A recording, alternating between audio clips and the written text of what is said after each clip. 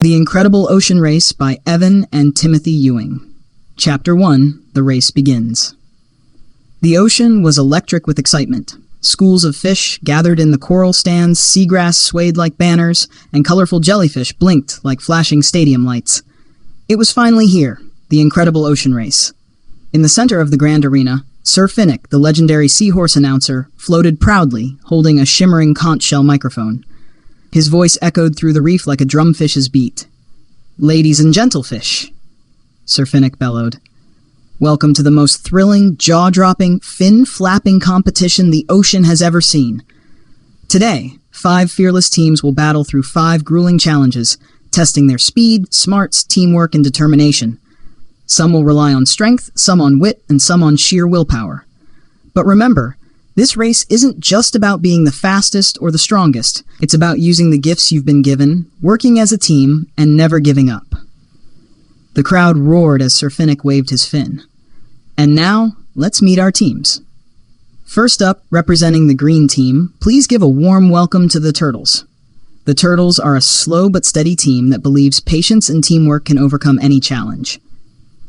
On Team Turtles, we have Dad and Mom, who are the wise leaders. Annalise, small but clever and crafty. She can problem solve and find a solution to almost any problem. Wesley, the team comedian and tech expert, always ready with a joke. If something is broken, Wesley can fix it with quickness and precision. Evan, a young turtle with big curious eyes and a huge heart. He's always the first to offer help.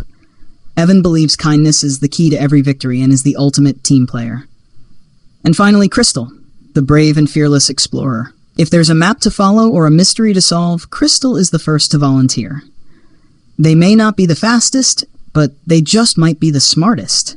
Can slow and steady really win the race? We're about to find out. Next to the Turtles, we have the defending champions representing Team Gray, the Sharks. The Sharks are fast, strong, and willing to do whatever it takes to win, even if it means bending the rules.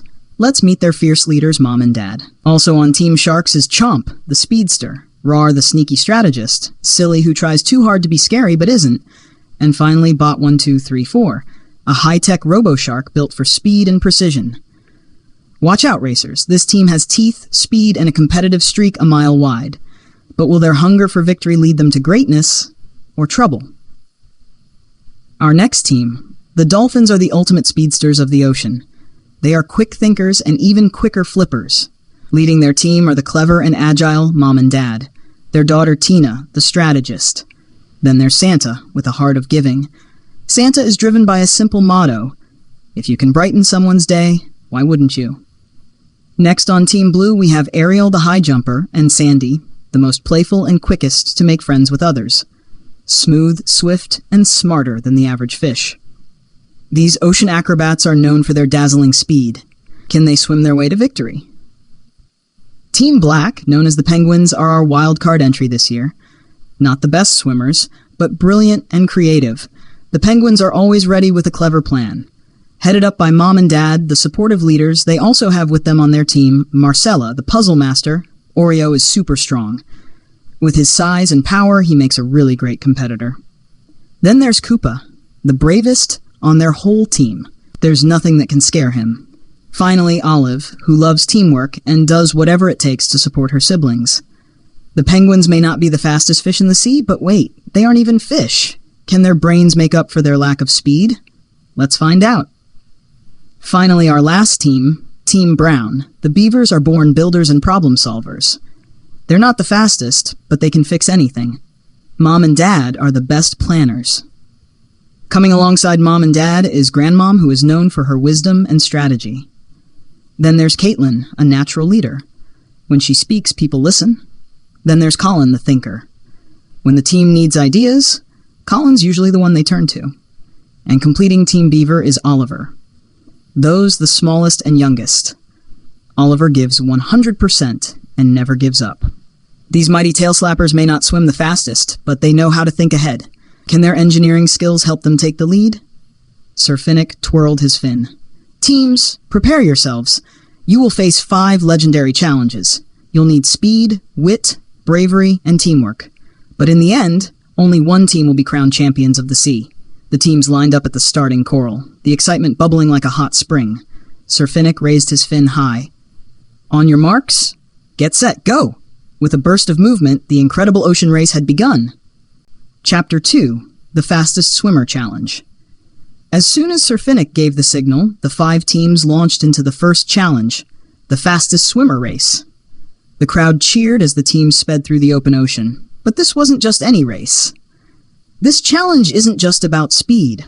Our racers will have to weave their way through jellyfish and electric eels, tear through a tangle of old fishing nets, and make it through the eerie remains of the sunken ship. Will they have what it takes? Let's find out. The dolphins darted ahead, flipping gracefully between the jellyfish with ease. The penguins, however, weren't so lucky. Ah! I got stung! Koopa yelped, flapping backward. Just keep moving, Marcella called, guiding the team carefully. Meanwhile, the sharks plowed through, not even trying to be careful. Out of the way! Roar bellowed, shoving aside a jellyfish. Zow! Roar yelped as a shock surged through his fin. Wesley chuckled. Guess that's karma. The turtles, knowing they were slower, worked together. Dad led the way. Mom watched for danger. Evan and Crystal guided Annalise through a safe path. One by one, they made it through without a single sting. The racers charged ahead, but just as they reached full speed, hundreds of glowing jellyfish floated into view. Their tentacles dangled like booby traps, ready to zap anyone who touched them. To make things worse, a swarm of electric eels slithered through the water, waiting to send a shock to anything that got too close. The turtles may be slow, but they're proving that patience is key, Sir Finnick announced to the crowd. The teams emerged from the jellyfish, only to slam into an even bigger problem, a massive tangled fishing net filled with trash. Old soda cans, plastic rings, and broken anchors were wedged inside, making it a maze of floating garbage.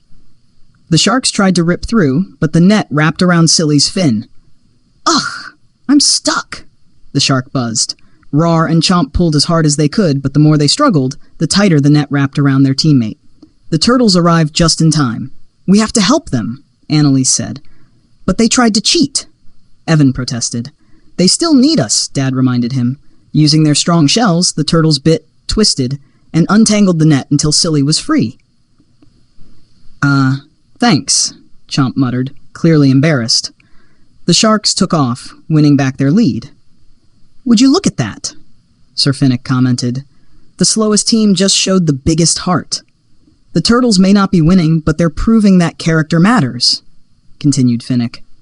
Just ahead, the dark shadow of a massive sunken ship loomed over them. This place gives me the creeps, Oreo whispered. The only way through was to swim inside and find the exit at the other end. The dolphins darted ahead, their echolocation helping them avoid sharp beams and debris. The beavers, used to building things, worked together to clear a safe path through broken barrels and fallen wood. The penguins, however, took a wrong turn and ended up in the captain's quarters. Uh-oh, Koopa gulped. Look at that! An old pirate skeleton sat at the desk, staring at them with hollow eyes. For a moment, everything was silent. Then suddenly, crack! The old pirate skeleton fell forward, sending a cloud of bubbles and dust everywhere. The penguins panicked and bolted for the exit, screaming all the way. Meanwhile, the sharks had reached the final room and spotted the finish line, but Roar had one last trick up his fin. Ha! Let's block the exit so the others get stuck, he whispered. Chomp and Roar shoved a pile of wooden crates in front of the doorway, blocking it off. See ya, losers. Roar sneered as the sharks swam toward the finish line. The turtles finally reached the blocked exit. We're trapped, cried Crystal. This is bad, said Dad. The only way out is through those crates. Evan studied the blockade. We can do this. We just have to work together. Mom used her flippers to wedge open a small gap. Wesley and Annalise squeezed through and helped pull crates away. Dad used his strong shell to push from the inside. One by one, the other teams joined in, helping to move the crates. The dolphins kicked, the penguins pulled, the beavers gnawed. And finally, crash! The crates broke apart, clearing the exit. The sharks, thinking they had already won, turned around and gasped. No way, Roar shouted. The 4 teams raced forward, neck and neck, but the sharks barely made it across first. Sir Finnick was quick to comment, the sharks take the win, but let's not forget, they wouldn't have won at all if the turtles hadn't saved them. Twice! The sharks looked around awkwardly. They had cheated and still barely won. Meanwhile, the turtles smiled at each other. They may not have finished first, but they had done something more important. They helped everyone else. As the team swam to the next challenge, Sir Finnick spoke again. 1 challenge down, 4 to go. But if there's one thing we've learned today, it's that this race is far from over. The crowd cheered, eager for what came next, and with that, the teams moved on to the next stage of the incredible ocean race. Chapter 3. The Maze of Laughter. After an electrifying first challenge, our racers now face something completely different. The Maze of Laughter, announced Finnick. But this isn't just any maze. At every checkpoint, teams must tell a joke that makes our judges laugh. No laughter, no passage. Who will crack the best jokes? Who will get lost in the giggles? Let's find out, he continued. The teams stared ahead at the massive coral labyrinth stretching in every direction. Glowing wildflowers lined the pathways, shifting and twisting every few minutes to create new paths and dead ends. Koopa, from the Penguins, grinned. Oh yeah, this is our kind of challenge. The Sharks, however, rolled their eyes. Ugh, Rar groaned. A joke contest? That's not even a real race. Doesn't matter, Chomp smirked. We'll just cheat again. Sir Finnick continued. Remember, racers, only funny jokes will unlock the checkpoints. If the judges don't laugh, you'll have to try again. The starting whistle blew and the teams dived into the maze. The Dolphins reached the first checkpoint first. A large grumpy pufferfish sat in front of the passageway, waiting to hear their joke. Tina swam up confidently. Okay, here's one. Why did the fish blush? The pufferfish glared. Why? Because it saw the ocean's bottom. For a moment there was silence. Then the pufferfish puffed up with laughter, making itself twice its size. You may pass, it giggled, moving aside. The Dolphins cheered and swam through. The Penguins reached their first checkpoint next. Oreo smirked. Why don't crabs share? The jellyfish judge at the gate wiggled. Why? Because they're shellfish. The jellyfish burst into wiggling laughter. Classic! Go ahead! The Sharks, however, had a problem. Rar had no good jokes. Rar started with his favorite joke. What kind of sharks do you find at a construction site? The judge said, I don't know what kind of shark do you find. Hammerheads. Rar replied, laughing hysterically. The judge, however, was not impressed. The judge continued, That joke isn't funny. Try again. Silly then said, Let me try. What do you call a shark in a bad mood? Grumpy gills. Rar laughed hysterically again, but once again the judge didn't find the joke funny. Chomp groaned. Ugh, this is the worst challenge ever. Meanwhile, the turtles were completely lost. Didn't we already pass this coral rock? Wesley asked. Yes, said Mom, sighing. 3 times. We should have left a trail of bubbles, Annalise muttered. Finally, they reached their first checkpoint. The judge was old and cranky turtle who looked very unimpressed. Wesley stepped up. Okay, here's a joke. What do you call a fish that tells terrible jokes? The turtle blinked. What? A clownfish. The turtle stared. Silence. No laughter. Wesley whispered, Oh no, he didn't think it was funny. The turtles tried again. How do turtles communicate? With shell phones. For a second, nothing. Then snap! The turtle's face twitched into laughter and he snorted bubbles out of his nose. You may pass, he gasped between laughs. Yes! The turtles cheered as they finally moved forward. The teams rushed toward the final checkpoint, neck and neck. A giant grumpy crab sat at the last gate, waiting. Oreo and the Penguins reached it first. All right, we need a legendary joke, Oreo whispered. Something huge, said Marcella. Koopa stepped up. Listen up, Mr. Crab. This one's for you. Adding to the tension, Sir Finnick said, Everything comes down to this. Will the Penguins win, or will another team pull off a last-second upset? Koopa took a deep breath. Why did the octopus cross the road? The crab squinted. I don't know. To get to the other tide. Silence. The crowd held their breath. Then, boom, the crab exploded into laughter. That was hilarious, the crab howled. You win. You may pass. The Penguins shot forward and crossed the finish line first. Sir Finnick was quick to announce, and the Penguins take the win. Their quick wit and clever jokes carried them through this challenge. They truly earned this victory. The crowd erupted into cheers. Sir Finnick continued, 2 challenges down, 3 to go. With the Sharks falling behind, the Turtles proving their perseverance, and the Penguins soaring to victory, anything could happen next. Stay tuned, folks. The scavenger hunt challenge is up next. The team swam forward, ready for the next adventure. Chapter 4. The Scavenger Hunt.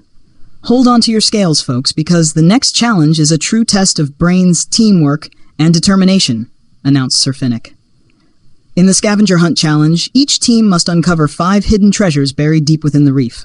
Only once they've collected all 5 can they search for the final key to unlock the treasure chest, he continued. The ocean bubbled with excitement as Sir Finnick unrolled an old, crinkled seaweed scroll. Teams, your list of treasures is as follows: a shiny shell, an old boot, a golden coin, a piece of driftwood, and most importantly, the key to the treasure chest. Each of these treasures is hidden across the coral jungle. Some are buried, some are tucked away in old shipwrecks, and some might be guarded by creatures who won't give them up easily. Teams must work together to find all 5. But be warned, not everything is as it seems, Finnick concluded. The crowd roared as the teams scattered into the reef, each determined to claim victory. The turtles knew they weren't the fastest, but they had something other teams didn't: patience and strategy. All right, Dad said. We don't need to rush. Let's think about this. Annalise pointed to a shimmering object buried in the sand. That looks like a shiny shell. Wesley and Evan worked together, digging carefully until they uncovered the first treasure. See? Mom smiled. One step at a time. The turtles swam forward, determined to keep a steady pace. Meanwhile, the sharks weren't wasting time playing fair. Look at the turtles, Chomp sneered. Moving like a bunch of snails. Rawr grinned. I say we speed things up. Let's borrow some treasures from the other teams. The sharks waited for the right moment to snatch their shiny shell. Evan, rummaging through a pile of seaweed, sensed danger behind him. He whirled around, only to find Rawr and Chomp closing in. Evan gulped down some fresh seaweed and braced himself. The sharks prepared to pounce, but before they could grab anything, Evan let out a monstrous blur. A surge of bubbles surrounded him, spreading a horrible stench through the water.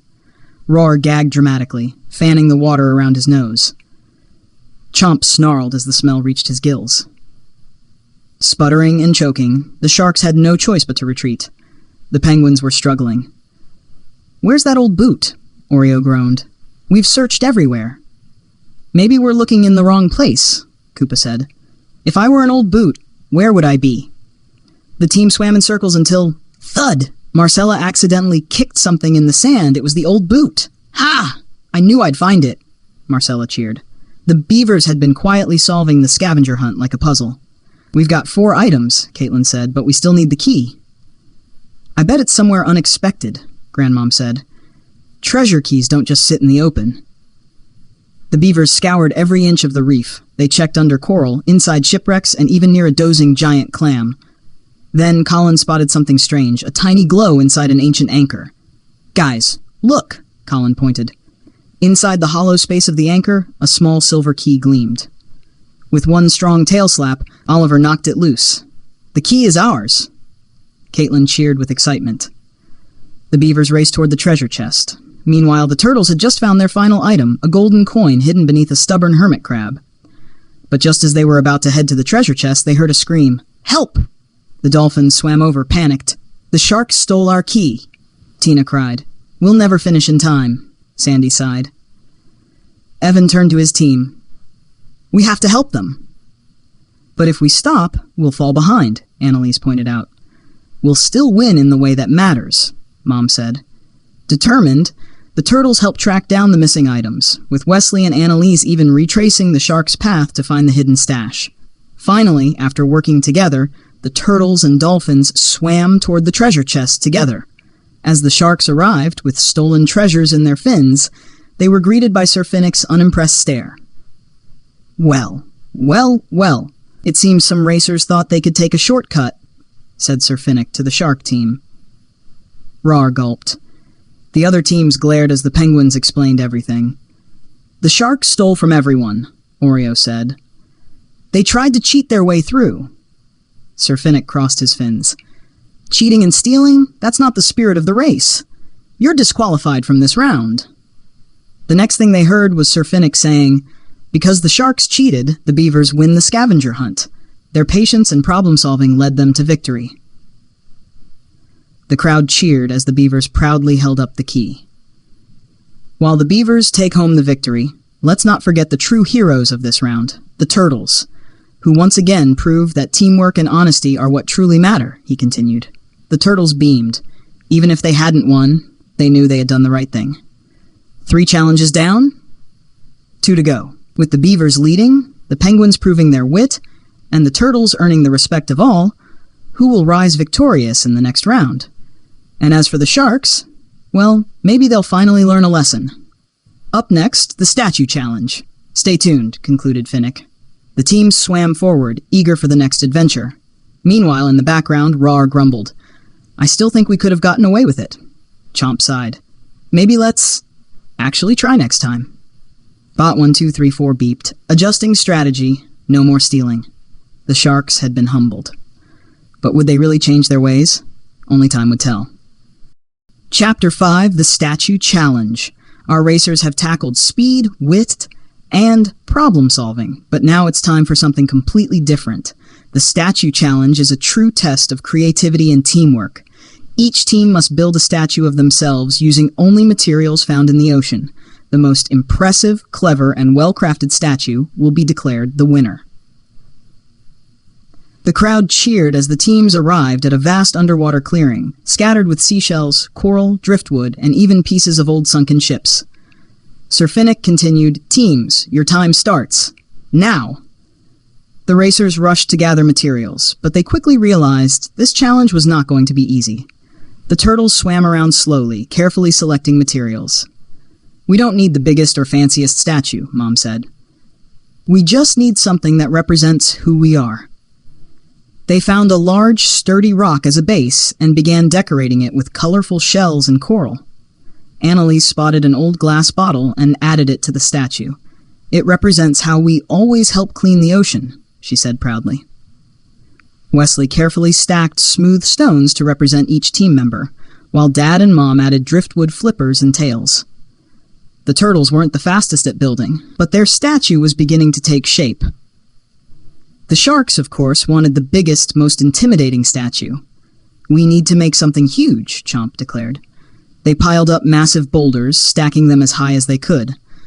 Bot 1234 used its robotic fins to laser cut a giant wooden plank into a shark fin. The statue was enormous, and the crowd gasped as it reached almost twice the size of the others. Bigger is better, Rawr smirked. No way we lose. But just as they were admiring their work, the statue wobbled. Then, crash! The entire structure collapsed in a massive cloud of dust and bubbles. No! Silly wailed. The Shark's once mighty statue was now a pile of rubble.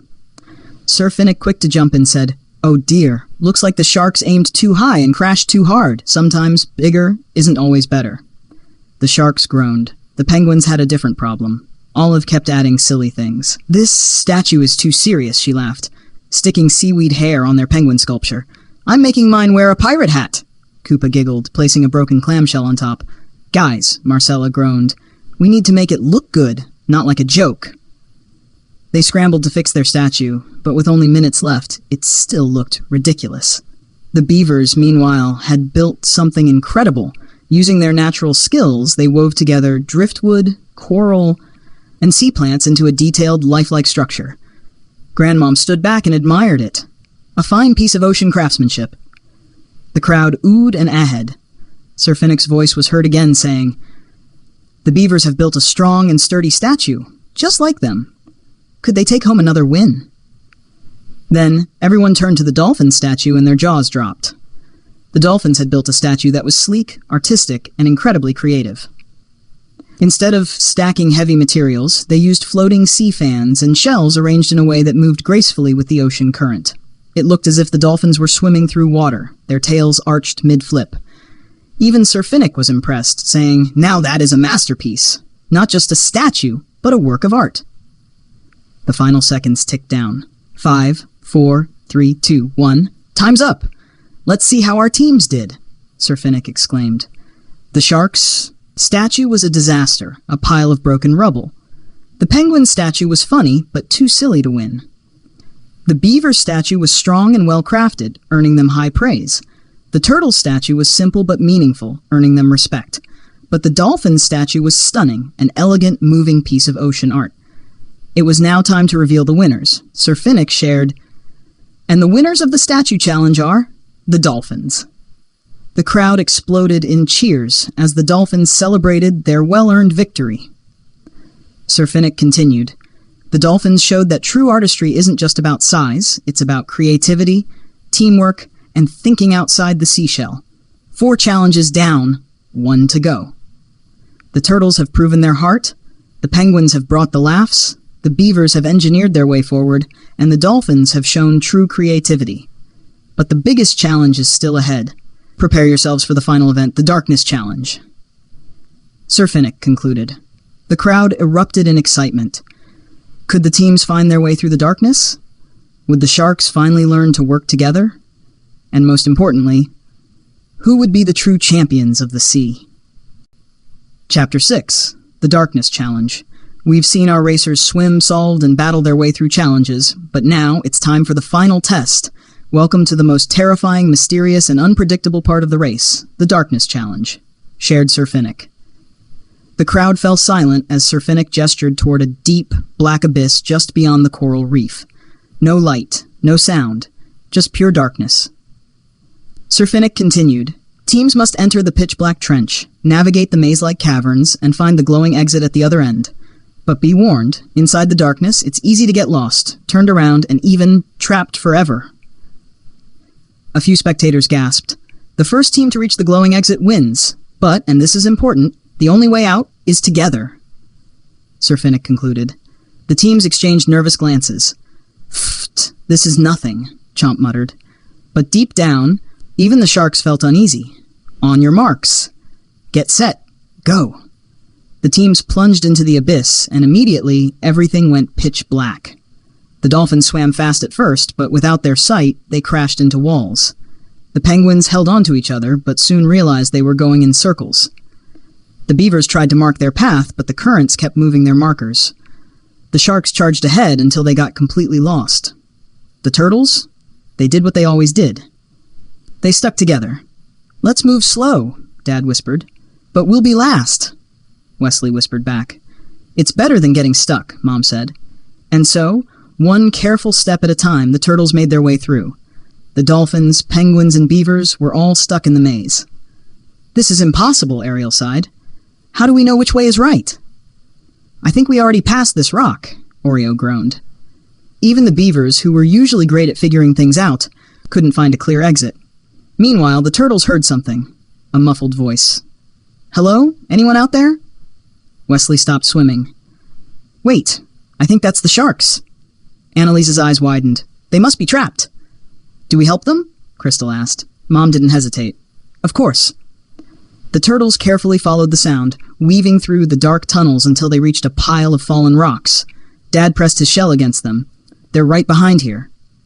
The Turtles worked together, using their strong shells to push and pry the rocks loose. Slowly, the pile broke apart and the Sharks burst out, gasping. You saved us?" Rawr stammered. "That's what a team does," Annalise said simply. The Sharks looked at each other. For the first time, they were grateful.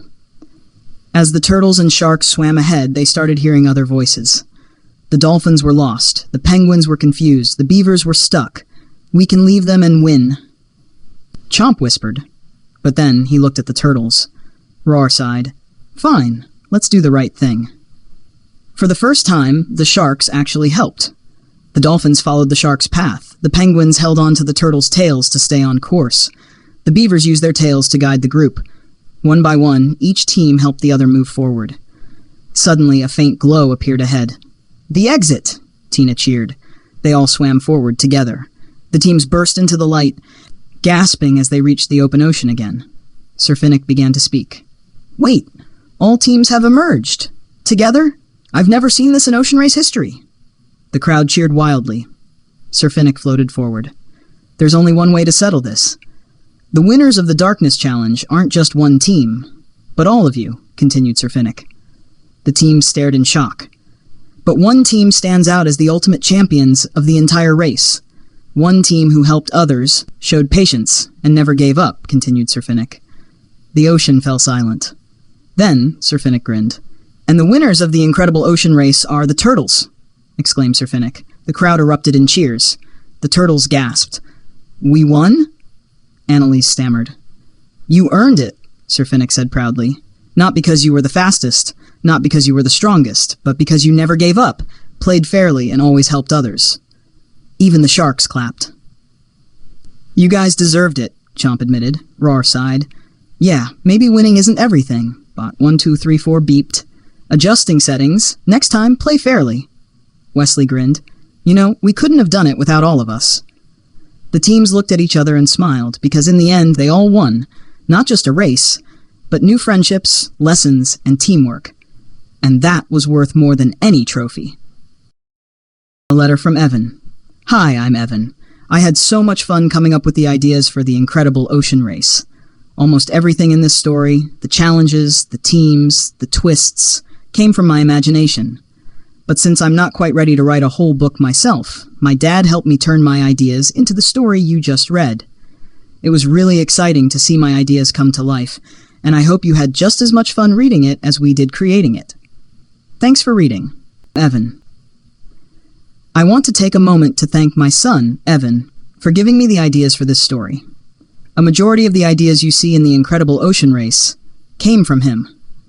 Though he couldn't write the story himself just yet, his creativity and imagination were amazing, and they inspired me to bring his vision to life. This book wouldn't exist without him, and I am so proud of the story he helped create. At its heart, the incredible ocean race is about perseverance, teamwork, and staying true to who God created you to be. In life, we will all face challenges. There will be moments when we feel like the turtles, struggling to keep up. Other times, we might act like the sharks, focusing too much on winning at any cost. And sometimes, we will feel lost, like the teams in the Darkness Challenge, unsure of which way to go. But no matter what happens, we can always hold on to this truth. God is with us, guiding us through every challenge. In Hebrews 12:1, we are reminded, "Let us run with perseverance the race marked out for us, fixing our eyes on Jesus." God doesn't ask us to be the fastest, the strongest, or the smartest. He asks us to trust Him, do our best, and help others along the way. The turtles didn't win because they were the quickest. They won because they never gave up. They helped others, and they worked together. In the same way, our greatest victories in life don't come from trophies or medals, but from the moments when we choose kindness, honesty, and perseverance, even when it's hard. So no matter where you are in your race, remember, keep going. Even when things feel slow, encourage others. Even when you don't have to, trust in God's timing. Even when things don't go the way you planned, run with faith, because God has a purpose for you. At the end of our race, the greatest prize we can receive is not a trophy, it's hearing these words from God. "Well done, my good and faithful servant." Matthew 25:23. So keep running your race with faith, kindness, and perseverance. God is with you every step of the way. And to Evan, thank you for sharing your ideas and your heart. This story is just the beginning of many great adventures to come. Blessings, Timothy Ewing.